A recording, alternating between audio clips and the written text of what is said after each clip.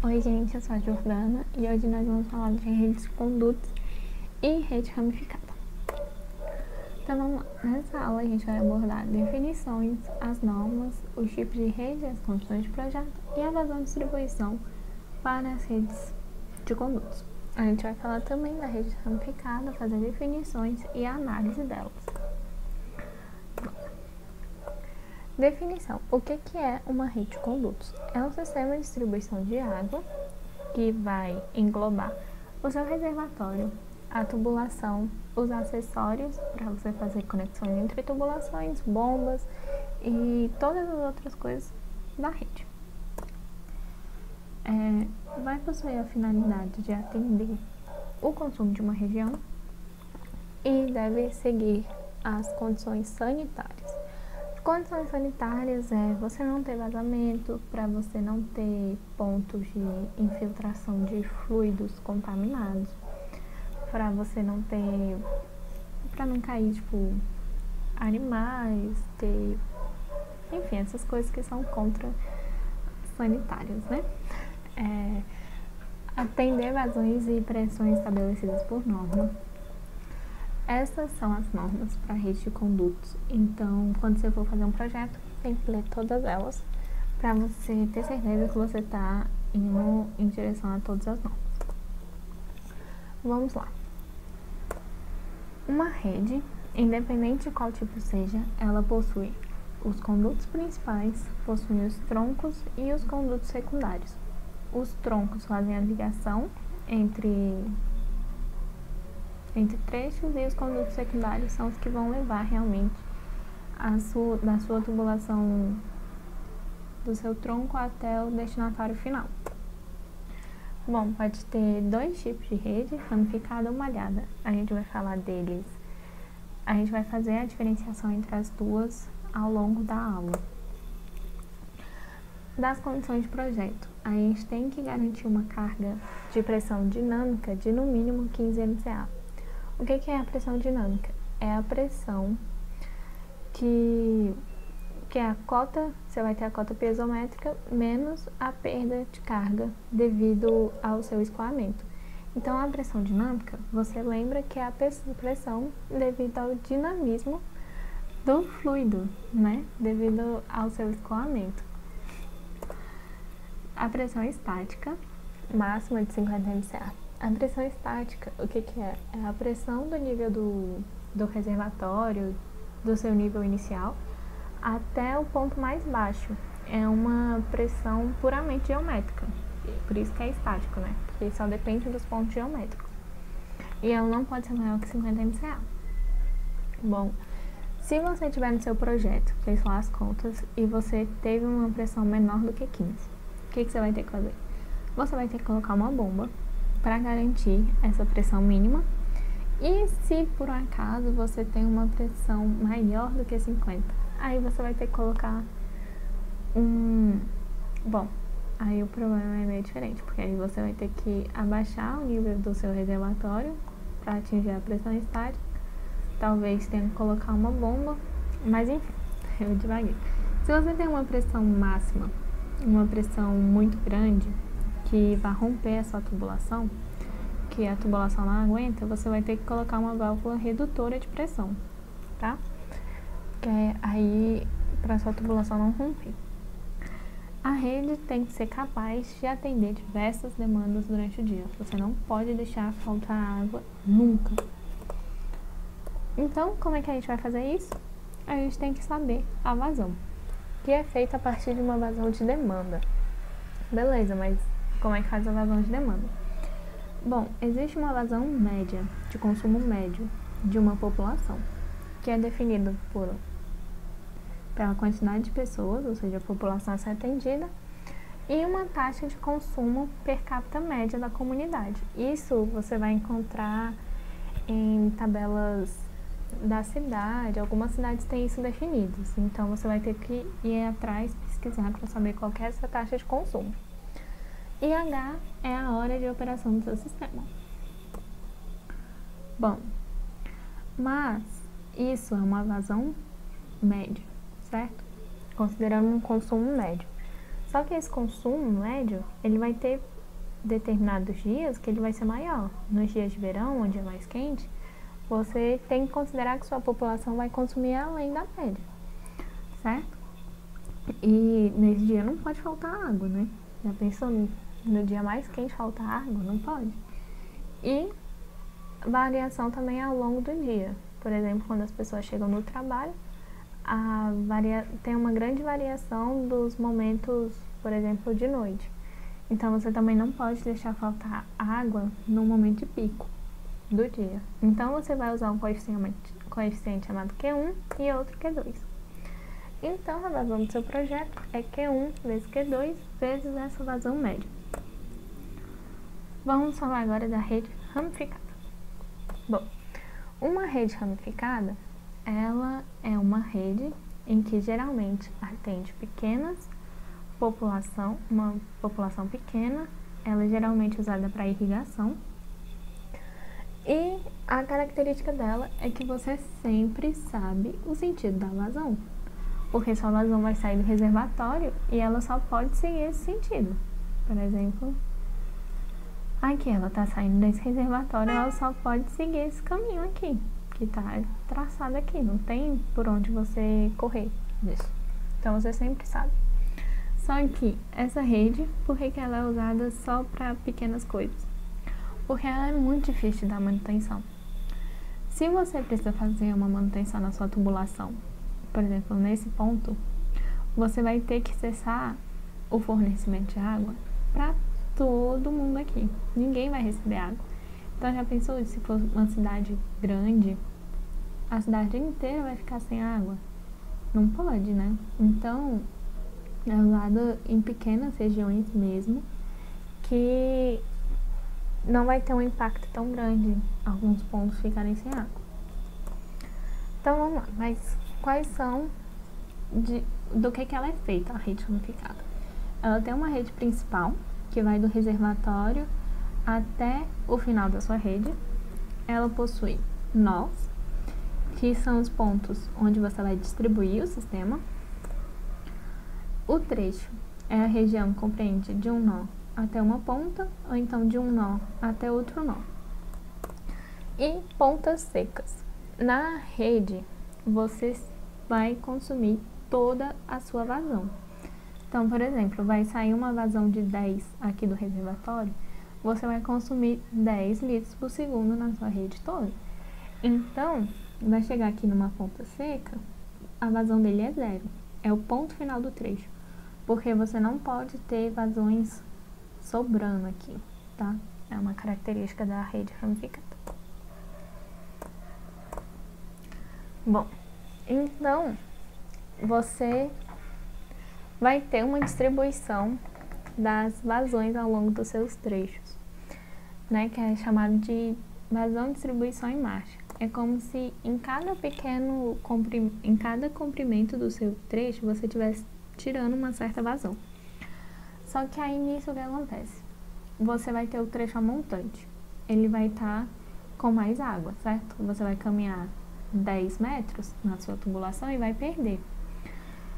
Mas, como você está perdendo uma vazão, você não tem uma vazão constante, como é que você vai fazer os seus cálculos? Você vai fazer com uma vazão fictícia, que entre os trechos é a média da vazão entre cada trecho. E quando você tem uma ponta seca, você vai pegar a vazão de montante e dividir pela raiz de 3. Bom, a rede ramificada, ela vai seguir muitos passos. Você vai ter muitos trechos para você calcular, então é aconselhável que você utilize uma planilha ou uma tabela, se você for fazer na mão, que você possa realmente ir fazendo organizado os seus cálculos, ter uma linha de raciocínio para você não se perder. Vamos lá para o exercício. Esse exercício foi tirado do livro do Porto, Hidráulica Básica, acho que é a 4ª edição, e ele fala o seguinte: ele quer que você dimensione a redistribuição de água de uma pequena comunidade, cuja planta topográfica está representada a seguir, ele quer que você determine o nível da água do reservatório, para que a carga mínima de pressão dinâmica na rede seja 15, ou seja, atenda àquela condição da norma, e quer saber qual vai ser a máxima carga de pressão estática e qual que é a máxima carga de pressão dinâmica na rede. Bom, a população é de 2.900 habitantes, a cota de consumo per capita é 150 litros por habitante, o coeficiente K1, que a gente tinha falado, é 1,25, o K2 1,5, funciona por 24 horas, a tubulação é aço galvanizado com fator de atrito de 0,026 e o trecho entre o reservatório e o ponto A não possui distribuição. Então, do reservatório até aqui no ponto A você não tem distribuição. Como que a gente vai resolver este problema que pede tanta coisa? Primeiro, a gente tem que saber qual que é a vazão de projeto. A gente tem que saber o quanto de água a gente tem que fornecer para essa população. Depois, a gente tem que ver qual vai ser a vazão de distribuição de marcha. O quanto a gente vai estar perdendo de vazão a cada comprimento de tubulação. Terceiro passo, a gente vai montar uma tabela para determinar o ponto de menor pressão. E por último não, a gente vai achar a cota do reservatório, baseado no ponto de menor pressão. Tendo a cota do reservatório, a gente consegue determinar as cargas. Então, bora. Fé em Deus que a gente consegue. Vamos lá. Determinar a vazão de projeto. A gente tem os dados. A gente vai usar aquela equação da vazão média que eu falei no começo da aula. E a vazão de projeto é K1 vezes K2 vezes essa vazão média, que vai resultar numa vazão de projeto de 9,4 litros por segundo. Bom, agora a gente vai achar a vazão de distribuição. Ele diz que do reservatório até o ponto A não tem distribuição de água. Então, o comprimento da tubulação que a gente vai considerar vai ser só desses trechos daqui, a partir daqui. Somando todos esses trechos, a gente tem 1.270 metros de tubulação. Então, a vazão em marcha é a vazão de projeto dividido pelo comprimento da tubulação, que dá 0,0074 litros por segundo decímetro. Ah, tá. Vamos montar a tabela para a gente descobrir a menor pressão. Bom, a gente tem aqui nossa tabelinha já pronta no Excel. Aqui a vazão de projeto, vazão em marcha, o fator de atrito da tubulação e a equação da perda de carga. Os diâmetros da tubulação, isso que vocês estão vendo aqui, foram dadas no exercício do livro. E a cota do terreno também foi dada no exercício. Então vamos lá. A montante aqui no trecho 5. Nessa resolução a gente vai fazer do reservatório até o ponto final. Tem gente que gosta de fazer do ponto final para o reservatório, tá? A ordem não vai fazer diferença. Então, a montante do trecho 5, que é no reservatório, a gente vai ter uma vazão de 9,4. A jusante, a gente não tem distribuição, então a vazão se mantém. Aqui a gente achou a perda de carga, a cota piezométrica.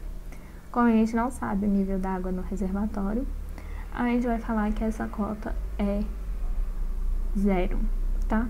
Para ficar mais fácil da gente identificar qual que é o ponto de menor pressão. A jusante, a cota piezométrica, vai ser a cota de montante menos a perda devido ao escoamento. E isso dá a carga de pressão dinâmica, que é a cota piezométrica menos a cota do terreno. Então, vamos lá. No trecho 4, a montante, a gente tem a vazão de 9,4. A gente vai ter uma distribuição em marcha da vazão em marcha, certo? Vezes o comprimento dessa tubulação. Então, a jusante desse trecho aqui, a gente vai ter uma vazão da montante menos a distribuição em marcha. Ai, não acredito que eu apaguei a fictícia. Tá. Enfim, a vazão fictícia aqui é a média dos dois. Então tá. Aqui a gente tem já tudo calculado. Tá?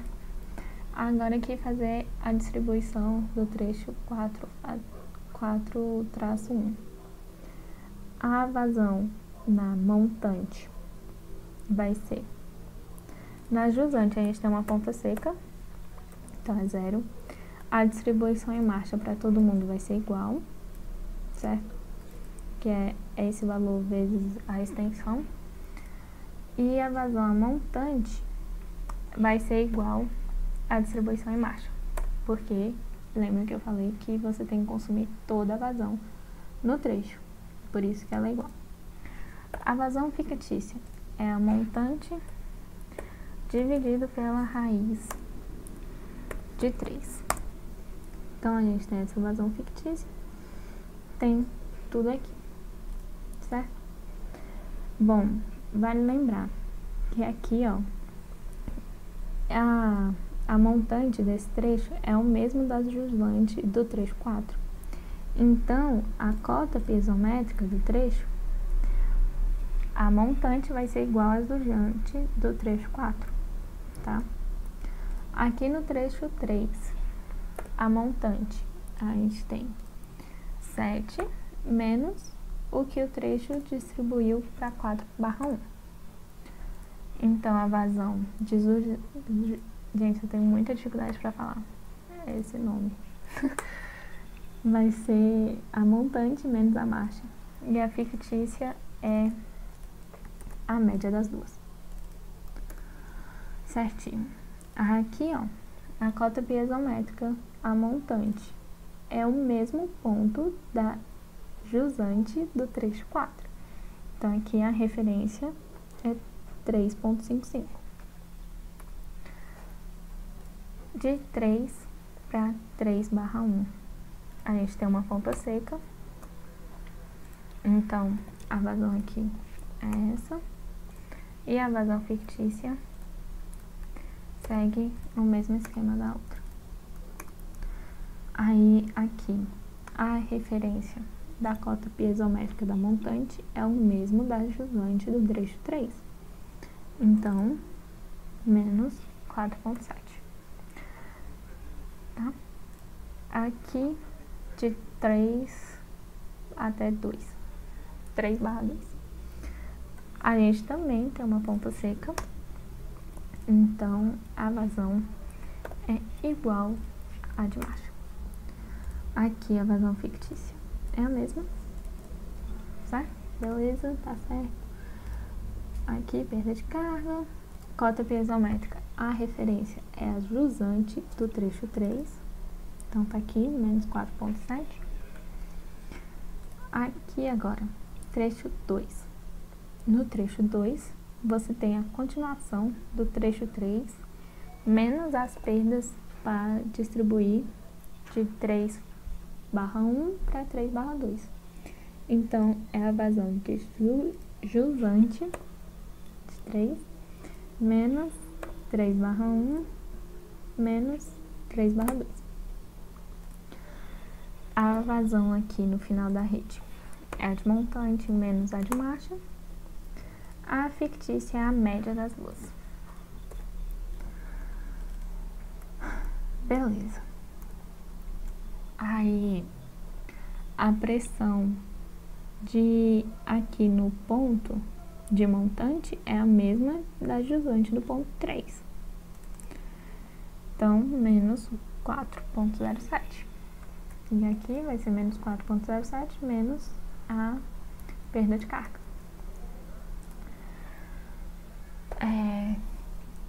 A distribuição em 2,1. Ponta seca. Então, aqui a vazão é a de marcha, a vazão fictícia é essa.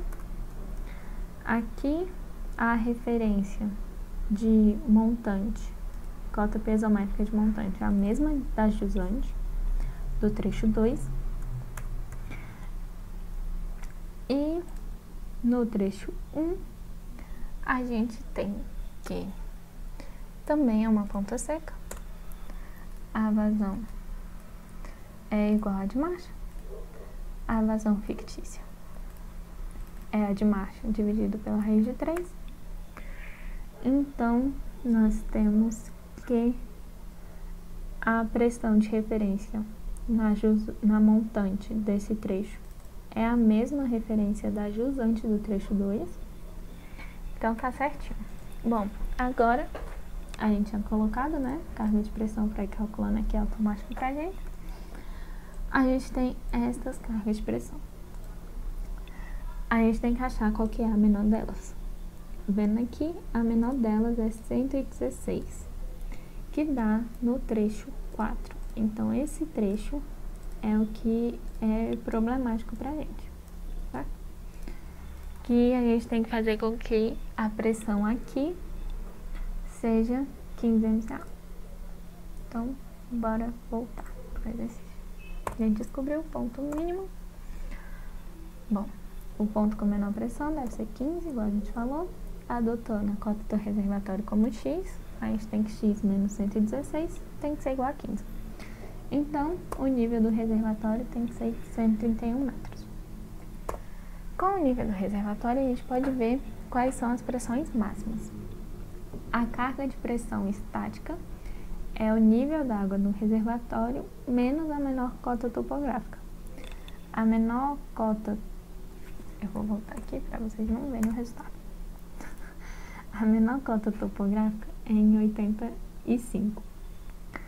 Então,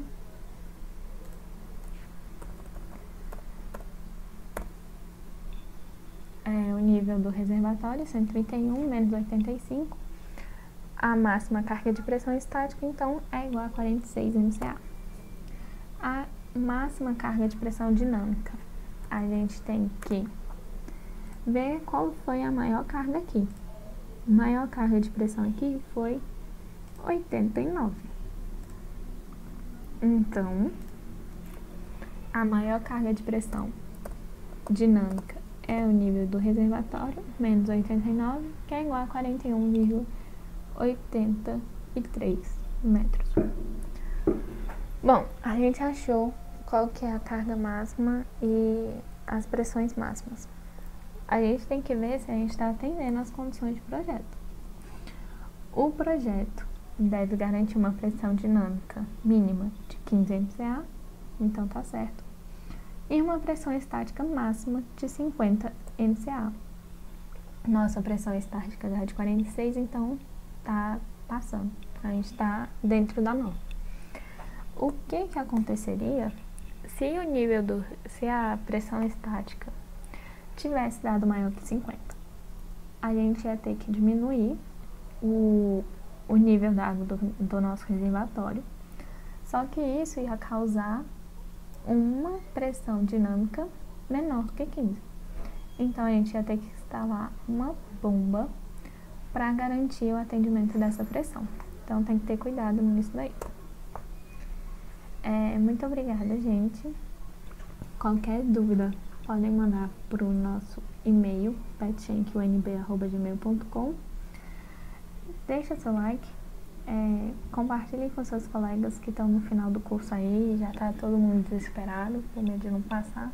Então, fala para eles assistirem o vídeo, que vai ajudar muita gente, e a gente responde vocês pelo nosso e-mail. Tá? Muito obrigada, até a próxima aula.